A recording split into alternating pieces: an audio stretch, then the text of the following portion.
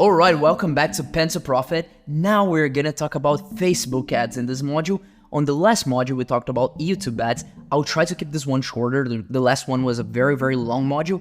And the reason for that is because we went through a lot of ads, a lot of principles in this one. I'll run over 3 ads, but they're very quick ads because Facebook ads are usually shorter. And I'm gonna go over 3 of them. And the principles that you learned on the last module pretty much all apply here, so I don't need to go over those same principles again. The idea is the same for you to look at ads, just break them down, see what's the structure behind them, and learn from that structure. But on this specific module, I'm just gonna cover what's different from YouTube to Facebook, because as I said, every single platform has its own characteristics, and you have to adapt to these characteristics. Every once in a while, we do write ads, and we use them both on YouTube and Facebook, but there are differences. And it's important, if you want to have the best performing possible, it's important to consider those differences when you're scripting your ads. So that's basically what I'm gonna run you through now. What are the differences? What I need to change when it comes to YouTube compared to YouTube and Facebook?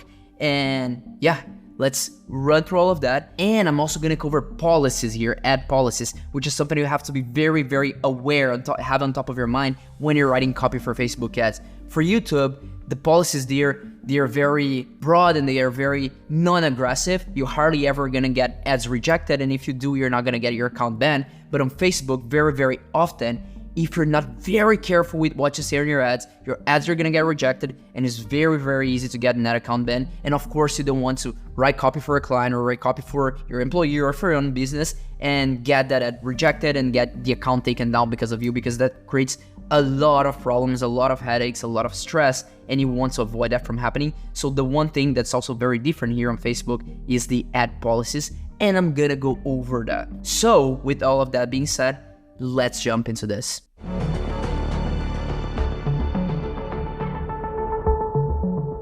First thing here, whenever I talk about Facebook ads, I want you to think about Facebook and Instagram at the same time, because all of the ads, they run from Facebook ads, from the Facebook Business Manager, but they run both on Instagram and on Facebook at the same time. So that means Facebook feed, Instagram stories, also Facebook stories, Reels, and there's also something called the Honest Network, but that you don't have to worry about for now. That's more on the media buying side of things. It's just a different placement, but doesn't get used as often. Majority of your budget, 95% of your budget, gets spent on feeds and stories. But you have to be aware of that, because your ad, it has to be story friendly, it has to be feed friendly, and you have to think about that when you're scripting your ads. So let's go over that right now. The ad structure here on Facebook is a little bit different, because again, let's think about the dynamic here. How does it happen? On YouTube, people click on a video, and then before their video, they get served an ad, and they have 5 seconds where they watch your ad, and then they can skip your ad, and then they watch their video, right? So they have to watch at the very least 5 seconds of your ad. On Facebook, it's different. On Facebook, they're scrolling, and they don't have to watch your ad. They don't have to stop scrolling. There's nothing that makes them stop scrolling. On stories, they do watch like 1 or 2 seconds, but again, they can skip very easily. So on Facebook, the dynamic's a little bit different on YouTube. You have less time to grab people's attention. And that's why on YouTube, the main objective you have at first is to get people to watch past the 5-second mark. On Facebook, you want people to stop the scroll and then look at your ad and watch your ad. So that's very important. Also, we have 2 different formats of ads here that you have to consider. There's image ads with a bunch of text, and there's video ads. Majority of the times, video works better, but I'm gonna show some examples of image ads as well. I'm gonna talk a little bit about the ad creatives, although that's not necessarily part of the copywriter's job. It's important for you to understand what makes a good creative, a good image for that ad creative when you're using images instead of videos. And when we're talking about videos here, I'm talking about the script of the videos. I'm talking about writing the copy for the scripts of the videos, because on the videos, on the feeds specifically, you also have the description and the headlines and the call to actions. I'm gonna cover that very quickly, but those are not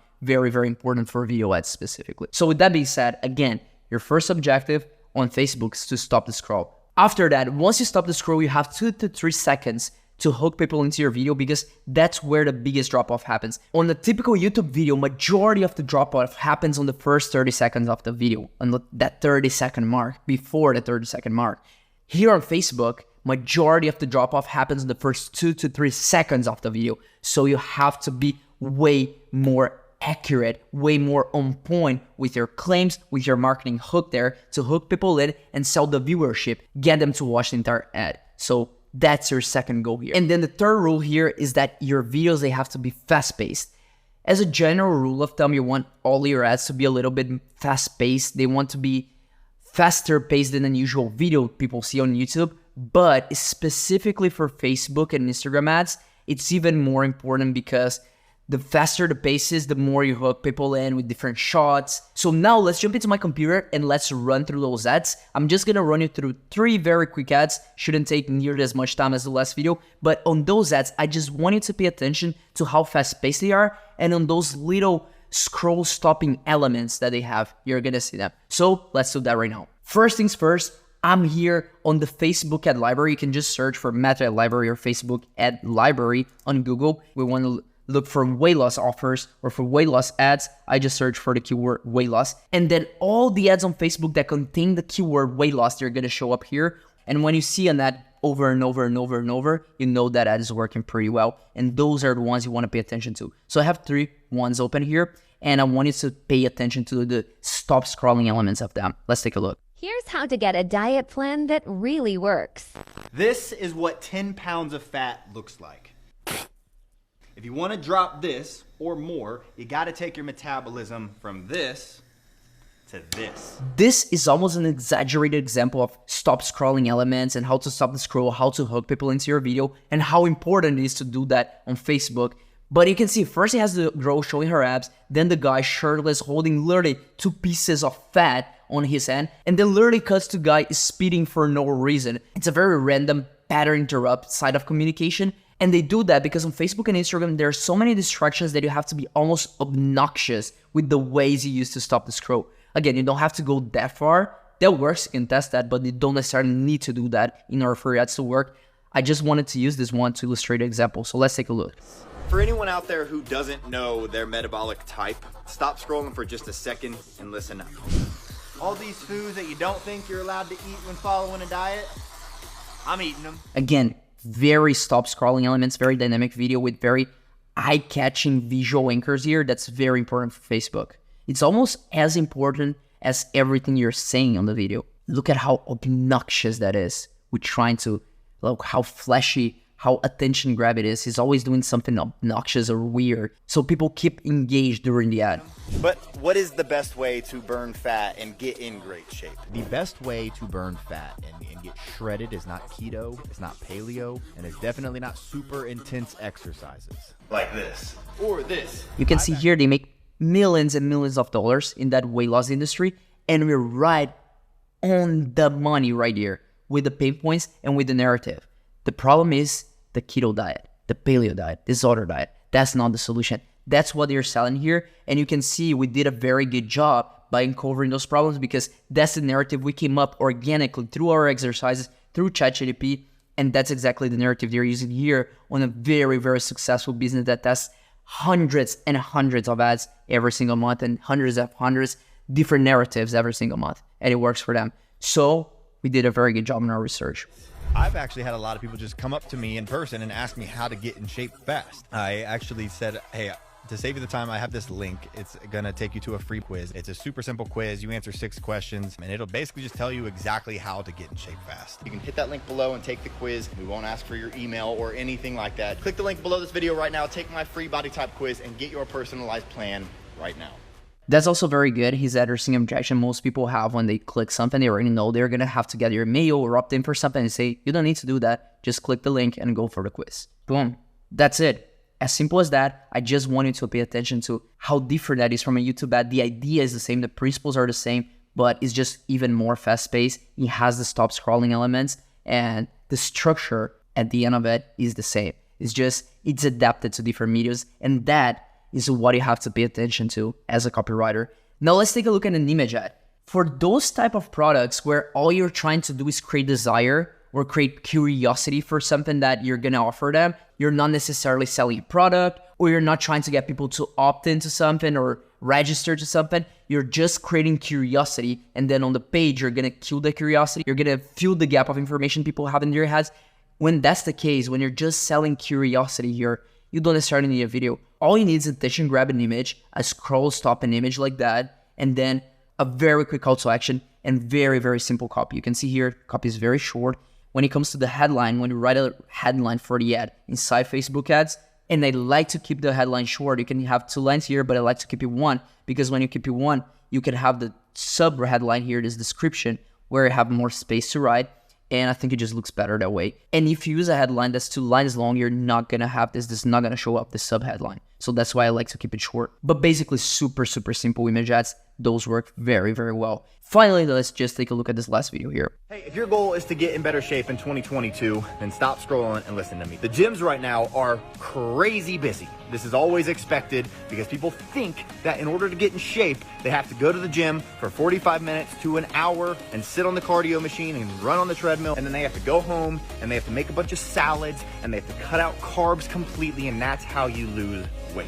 That ain't how you lose weight. If you can play to the laziness side of things, it always works extremely well. Saying that people don't have to do the work in order to achieve the result they want always works extremely well. Of course, you can only do that when that's true, when you can actually get the result without having to do the work. You can only use that on those scenarios, but when that's the case, that works extremely well. How you lose weight is by doing something that works and is sustainable. Because if you lose 10 pounds in January and then you gain it back in February, what was the point? Here he's creating this conflict, the scenario of duality. It doesn't matter if you lose weight, if you gain everything back. Are you losing weight and then gaining everything back? If that's the case, that doesn't make any sense. Creating the conflict, creating the narrative inside people's head, the story inside people's head. I want to show you a way to eat the foods that you actually like eating, spend less than 20 minutes per day working out, and you can do this from home, so you don't even have to go to the busy gym. Make this a lifestyle. I want to show you my free body type quiz, a free quiz. It's 6 questions, and at the end of it, I will tell you the 3 most important things for you to do at the gym and in the kitchen so that you can get real results this year. So click that link below right now, stop wasting time, and let's do this the right way. And here on Facebook, you can see that you don't need to have those longer call to actions. Why? Because on Facebook, there's not gonna be a video that plays after your ad ends. Even if you're on stories, the stories just end with a call to action and stays there. It doesn't go to the next story. So you don't need to worry so much about giving people the time to click because Facebook takes care of that. It doesn't just play a video afterwards when the ad ends. It just leaves the ad there and you have to scroll all of it. So it's not something that happens automatically. People have to manually take an action to stop seeing your ad. So as a result of that, that different dynamic of the platform, you don't necessarily need to have longer call to actions. And in fact, you're encouraged not to have, because the longer the call to action is, the lower the retention of your video is going to be, because the second biggest drop off after the first 2-3 seconds is at the very end when people stop watching because they think the video is about to end, so they start watching beforehand. So if you drag the video out too long, your retention is worse. On YouTube, that doesn't matter. On Facebook, that matters a lot. Your CPMs get cheaper if your retention is better, if people watch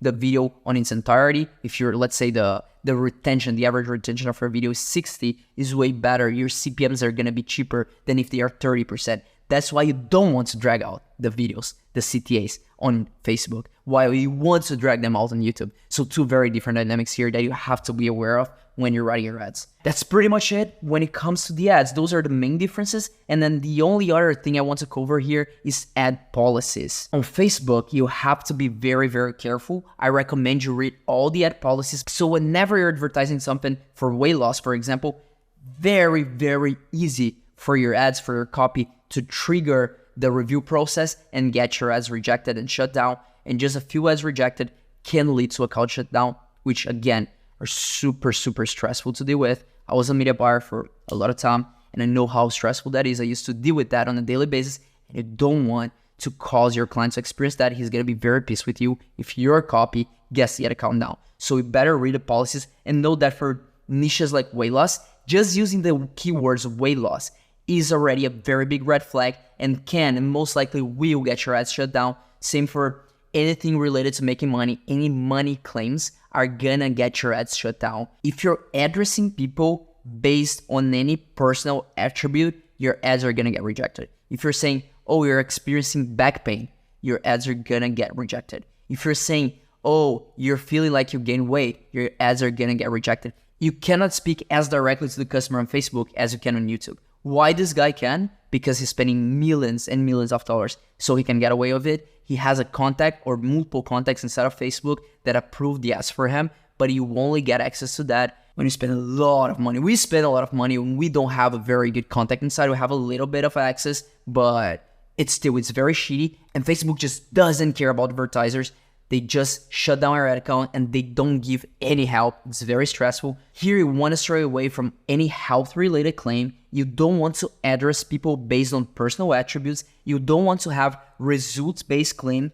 And the way you want to think about it is, okay, is this a claim that will apply to every single person that watches my video or click on my ad, or for every single person that reads my ad? If I say, if you do this, you're going to lose weight, is that going to apply to every single person that reads this ad? No.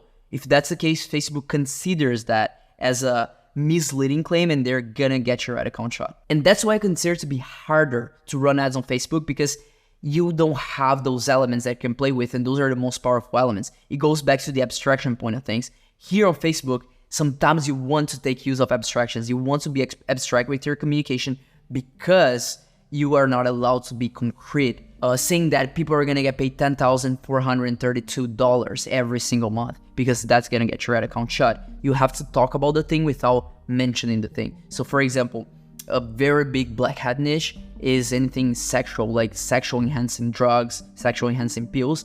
They talk about that using analogies, both with visual analogies, like using a banana, for example, or even your copy using analogies like when the rubber meets the skin. That's a good analogy referring to sexual moments. And that's a very, very big thing on Facebook and makes a lot of money on that type of niche. Sometimes you're gonna write for clients on that niche. So you have to know how to navigate the scenarios and avoid the obstacles by talking about the thing using analogies and visual analogies without actually mentioning the thing. But again, be very aware about the policies. And other than that, the structures and the principles are the same than YouTube. So that's pretty much it for the Facebook ads module here. Thank you so much.